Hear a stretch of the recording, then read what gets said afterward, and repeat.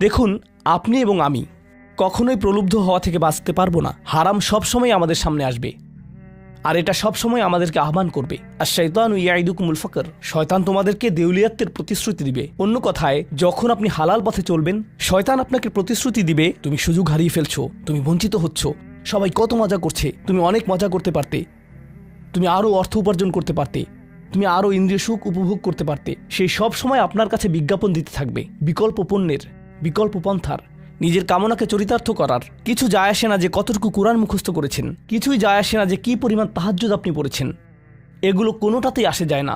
শয়তান থামবে না। দিন শেষে আপনি তো একজন মানুষই। দিন শেষে কামনা বাসনাগুলো আপনার মাঝে থাকবে, আর শয়তান থামবে না, সে আপনার পেছনে লেগেই থাকবে। শয়তানের একটা কৌশল আল্লাহ বর্ণনা করেছেন। তার মনস্তাত্ত্বিক কৌশলটি হল যায়্যানা লাহুমুশ শাইতানু আমালাহুম। শয়তান তাদের কাজগুলোকে তাদের কাছে আকর্ষণীয় করে দেয়।